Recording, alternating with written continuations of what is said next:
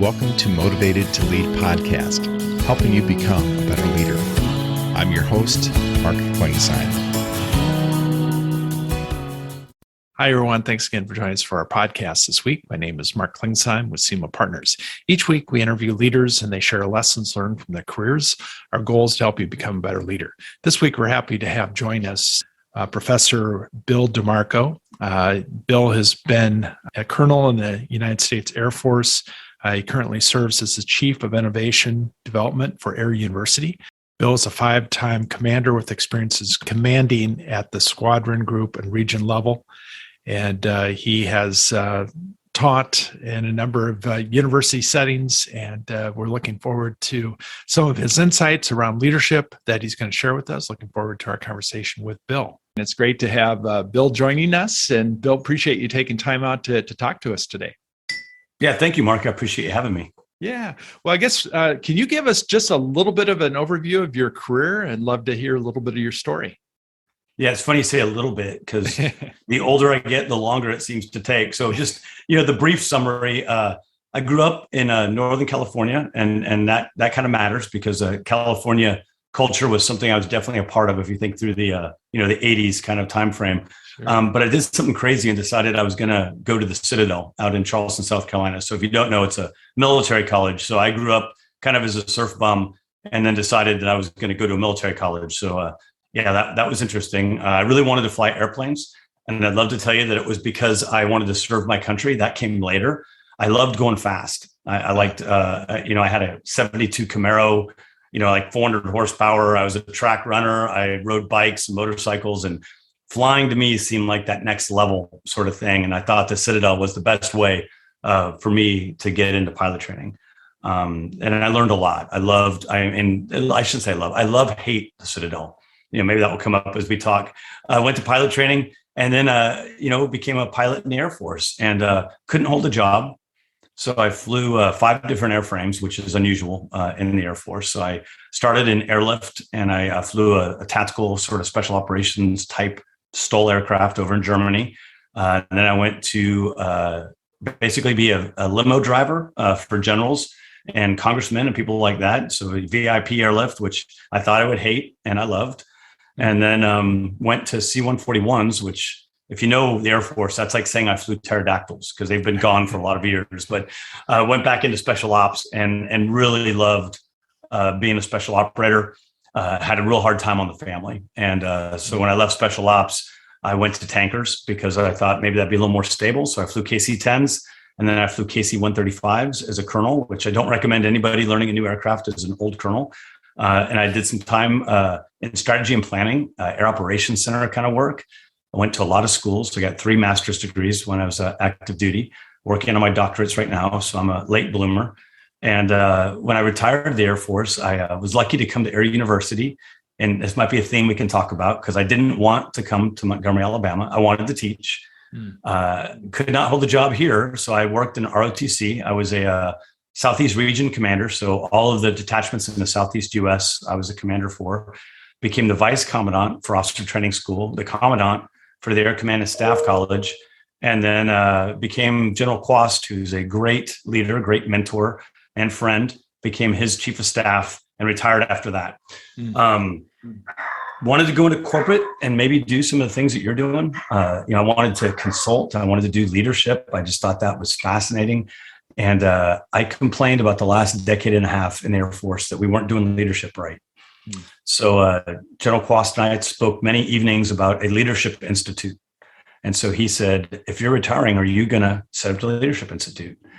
And I felt that I was ill-prepared, under-equipped, you name it, in terms of setting up a leadership institute. But I said yes. So I set up the first leadership department in the Air Command and Staff College, the first leadership institute for the Air Force. Did that for about 5 years. And about a year ago, General Hecker, our new boss, had an idea to set up an innovation accelerator for Auburn University. So I moved over into that space now. So now I'm living in the innovation dream, if you will. So that's a nutshell, as quick as I could. If you were able to go back, spend back time and talk to a 22-year-old Bill, what advice would you give him? There's a lot. I mean, first of all, just because you think that's what you want doesn't mean that's what you want. Sure. If I could look at all those assignments and tell you how many times I got my first choice, I think it was maybe twice, and I had a lot of assignments. And they were good assignments. So I'm not saying that, I got my first choice and it was terrible. I mean, no, it was good. I mean, I wanted to fly KC-10s at Travis, and it was a great assignment. I wanted to go to Stanford. I got to go to Stanford. I mean, so those were great.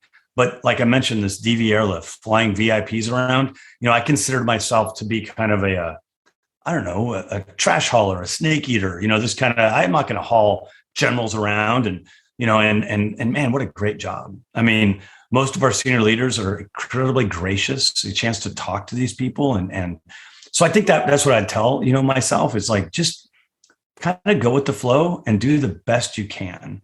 And then I'd add in, and the people that aren't like you, pay attention, because I really thought that like there was a way I should be, you know what I mean? And there is. I would say the way Bill is the way Bill should be. But this idea of cognitive diversity, people that don't think like you, used to irritate me. Now I treasure those people. I want to bring them in close. I want to understand. And I would point out that most of the time I talk to people, if they're married to their opposite. So this idea of opposites attracting, it's interesting. But what about in your career? Do you value people that don't think like you? It's stuff that I don't think I realized until much later. Good stuff. So any advice that you received early on in your career that you wish you would have ignored? Gosh, I worked with some really good leaders. And so it's like, I'm just thinking through some of the advice that folks gave me, and usually it was pretty good. Maybe the big problem was I didn't take their advice right away. So I don't know that I ever really got bad advice. I think maybe I got good advice and I didn't always take it. I'm thinking that, when I was doing special ops, we work in a skiff or a vault, and somebody told me that you're not going to want to leave the vault. And I thought, well, of course I will. You need to go work for a general. I didn't want to work for a general. I didn't want to do those things. And I ended up doing it. I loved it. I worked for a great boss. General McNabb was the first general I worked for. Amazing guy. And honestly, full of advice. I didn't always take his advice, but looking back, I probably should have listened more. So I have to ask this question because you've flown a lot. What's your scariest moment flying? Not always what you think it would be.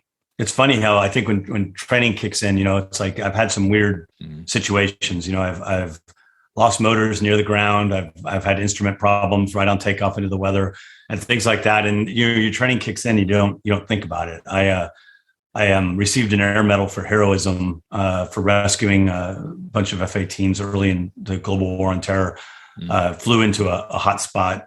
Basically, it's hard to remember now that in the early days, the Taliban actually had surface-to-air missiles and AAA and things like that. And I was flying a tanker. I mean, a big airplane loaded with gas, and really easy to see. It's not hard to pick out a tanker, especially a KC-10. Right. And I had an emergency on my aircraft where I had an engine trying to go into reverse, which is not good. And we declared an emergency, and the other tanker in the area declared an emergency because they could not pass fuel. So they couldn't give gas to anybody. And I said, we'll get the Marines out. So we went in with our thrust reverser trying to extend, and we pulled the Marines out of Afghanistan right over Kandahar with the Taliban still in control. So, but to say that was scary, I just remember looking at the co-pilot, because he's a super good friend of mine to this day, Tony Torres. And I looked at Tony, and he was like, we're going to do what? And I said, we have to get those guys because they didn't have enough gas to get back to the carrier. I mean, we got to go get them. And the boom operator just stood up. He's retired as lieutenant colonel now, but he was enlisted at the time. And he said, I'm heading to the back. He said he's going to go and get the boom ready to transfer fuel to the fighters. And the engineer looked at me and he goes, we can't do this. And I go, here's the way it's going to go. When it's all said and done, we're going to be really, really brave or really, really stupid. And the co-pilot looked at me and he said, oh, thanks, sir. So I don't know if I helped the situation anyway, but I'm here. So it worked out just fine. So what advice would you give somebody going into, we have a number of first-time leaders or first-time CEOs that listen to this podcast. What advice would you give going in to lead your first team? don't hire you. Mm. You know what I mean? You got you. So why do you need another you? But it's funny how I think sometimes it's like a nice blanket around us. You know, when you meet somebody who's just like you and you're like, man, this is awesome. We have so much in common. You should be hearing warning klaxons in the back of your brain when that happens, because that person just like you sees things the way you do. When you find the person not you, he or she sees all the things you don't see. And what was interesting, you know, when I took command of my first squadron, you know, you don't always get to pick your command team. And the squadron I inherited was pretty hard broke. The guy in front of me, I never heard what happened, but he was ushered out a bit early, so probably fired. My boss asked me, what do you need from me? And I said, I need Senior Master Sergeant Andy Apu to go with me. And he said, you got him. So Andy was not me. You know, Andy was super introverted, very deep thinker, very quiet, very large Samoan. It looks like he could bench press a car. But you know, I loved having Andy around because he could see all the things I couldn't see. Then I got in a squadron, the first sergeant, female, amazing when it came to, you know, first sergeants are usually the disciplinarians in the unit. And she had a great way of, and I don't mean this in a sexist way, but she was a mom. You know what I mean? In other words, when you screwed up, you knew that you were going to get spanked, but you also knew that she would tell you how we're going to get better. You know, after the punishment was done, it was hot, and I don't do that well. So I think about maybe her as a nurturer, Andy probably more as an engineering type. I'm probably more of a pioneer, if you will, kind of exploring what can we do here? How can we do it? You know, so having different people on your team is hugely important, but they might drive you nuts sometimes. So this idea of trust is huge. You know, you got to trust your team, because when you trust, mistakes are a lot easier to deal with. And also when you trust, when that person is different than you, is doing something really strange, you trust them and you know they're doing what they're doing for the right reason. So I read an article that you wrote around there's so many different models of leadership. I think you mentioned that, you know, there's the lead like a Navy SEAL, or lead like a Silicon Valley CEO, or a pirate, you know, whatever you want, whichever one you want to choose. But talk a little bit about just kind of your philosophy. And you've built a whole training program of leading leaders, and talk a little bit about just some of your thoughts around that. I'd love to hear. Yeah, I kind of, you know, it's interesting because I think there's some great authors out there. So sometimes I say this and then people think I'm maybe dogging some of the current leadership authors. I'm not. I think they're great, but I really think that everything's been written already. And that sounds maybe even like I'm being pessimistic, but you know, I several years ago I started reading ancient philosophy, and some of you might think that's mind-numbing. You know, what were you thinking, Bill? But I felt like I didn't know enough about ancient philosophy. So I started with the Stoics, and I'd love to say because, I'm so Stoic. And it's kind of trendy now. It wasn't really trendy maybe when I started. And again, not because I started it to become trendy. I'm just saying I picked up Marcus Aurelius because I really liked the movie Gladiator. And Marcus Aurelius was kind of in there. And Sure. My son's name is Maximus because of that movie. So I just thought I would pick up Marcus Aurelius. And as I read Meditations, I just was shocked at how many things in that book people are making a lot of money off writing about now. So then I wanted to know more about Stoicism. So I started reading more into the Stoics and really enjoyed what I was reading. I found it really helped me as a leader. And then I thought maybe I should take on some of the more meatier sort of, Plato, if you will, and Aristotle, and digging into these kind of things. And I don't know, the more I dug into it, the more I realized like a lot of the stuff we think is new, it's not new. It was written about thousands of years ago. And maybe going back to the source document could be really helpful for leaders. And with the internet, I mean, honestly, you don't have to pick up, Plato, although I would encourage you to. You can find what you need to find on the internet. I mean, and you're not getting tested. You're just learning. Sure. I love Wikipedia. So you talk about developing in this article, you mentioned the mind, body, spirit, and hardiness, resiliency. And, I think one of the things that new leaders sometimes try to do is copy somebody else that maybe was your boss and try to lead like they did. But talk a little bit about developing your own leadership style. Yeah. It's really hard. I mean, it sounds like it should be so easy, right? But there's this idea of nature and nurture, and trying to figure out which one is which is difficult. I mean, if you really think about it, do you do what you do because that's who you are, or because you've been nurtured that way? And working like I've done in the Air Force for all these years, the Air Force, I call it a hard structure, but the hard structure tries to assimilate you as a person. And the hard structure has its own culture and its own way of doing things. And honestly, the Air Force is all about following the rules, and for good reason. But does that mean you have to be a rule follower to excel in a rule following culture? And maybe logic would say, well, yes, of course. But I would say not if that's not who you are. And there's all kinds of assessments out there. MBTI, I think Jeff DeGraff has been on and he talked about competing values framework. Maybe if not, I highly encourage you to check it out. There's all kinds of assessments. The problem with the assessments are they're all self-assessed. I don't have a better answer. So don't expect me to say, and the answer is A. It's not. I just think things like MBTI, if you will, it's a great tool to give you an idea of who you are.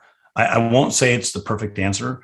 We use it in our course that we teach here, and we do a lot of work around assessments. We give our students a battery of assessments, like 5. At the end of the course, they're like, oh, my word, Bill, another assessment.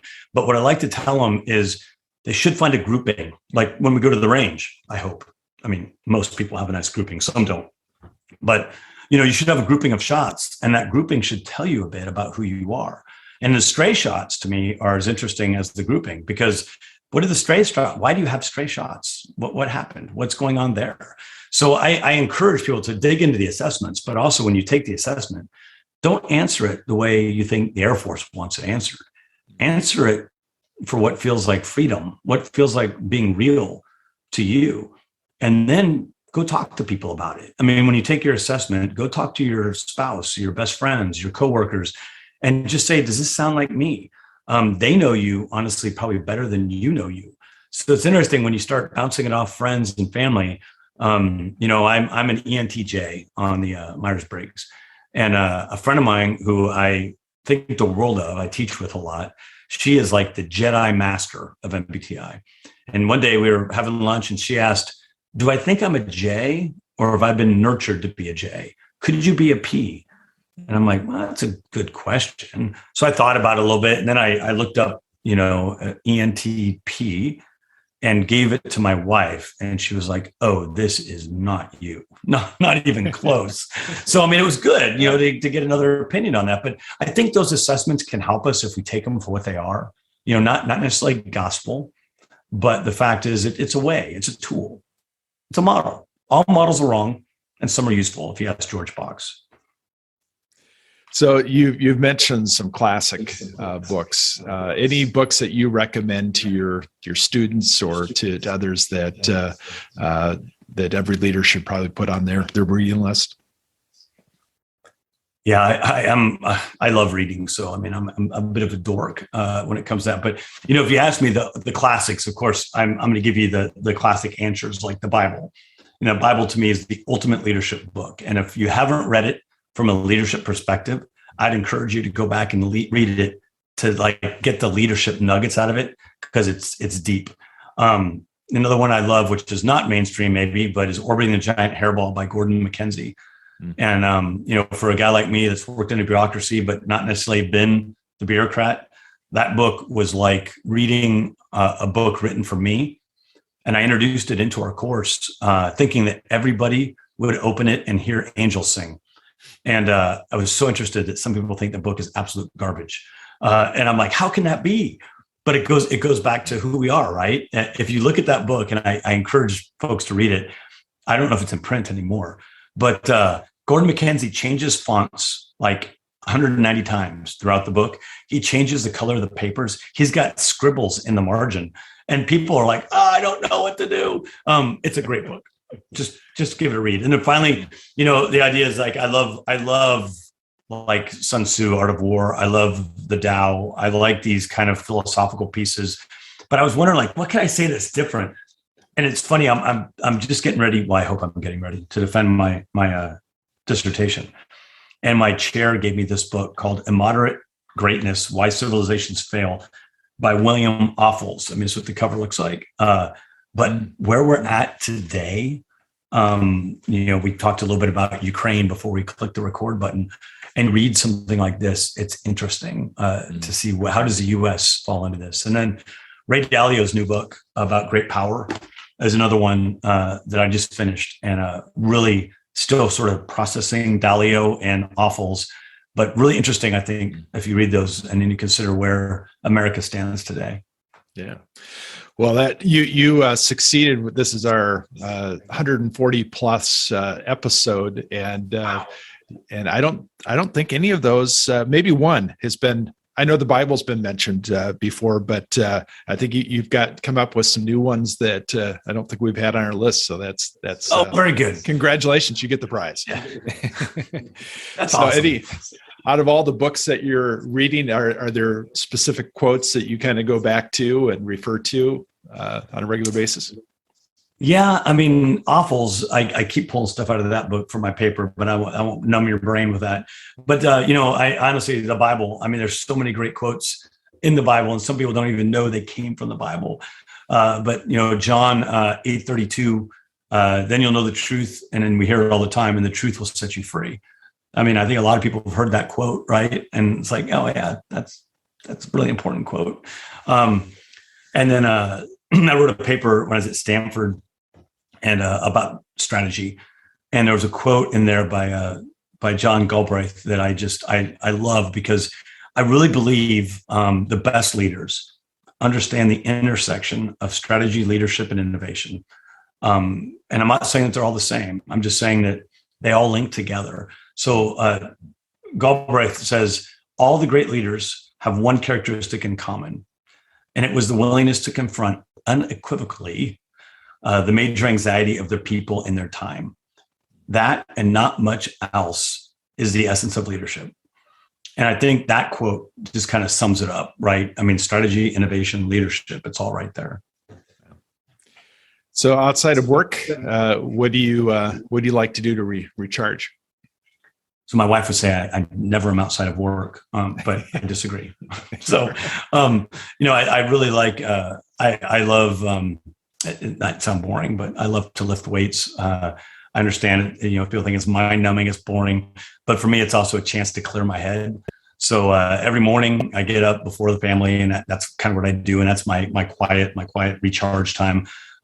During pandemic, I bought a Peloton. So, I lift weights, and then I ride my bike. And I do love riding bikes. So I love mountain biking. That's another thing when I can actually get out, is to go mountain bike. So those are kind of my things, that mental, spiritual, physical, like we talked about, trying to recharge those. I try to do all three every morning. So work out and spend some, time in the Bible. And then mental, maybe it's not that mental, but I try to review national security type news, keep my finger on the pulse of what's going on. So what parting advice would you give to a new or up and coming leader? Be you. I mean, everybody else is already taken. You know what I mean? It's like know who you are and be you, and bring those gifts every single day. And I hope the people you work with and you work for see those gifts. We're going through a hiring right now in where I work, and believe me, I'm out trying to find all the people that are not me. Well, this has been a lot of fun, Bill. Appreciate your thoughts. I know this is going to be helpful for those that are listening, and definitely wish you continued success, and especially getting that doctorate dissertation done. And definitely wish you great success. Yeah, thank you, Mark. I appreciate it. Thanks for having me. Thank you for listening to the Motivated to Lead podcast. Please subscribe on iTunes. You can also see a video version of this interview at motivatedtolead.com. This podcast is brought to you by SEMA Partners, helping you find your next great leader.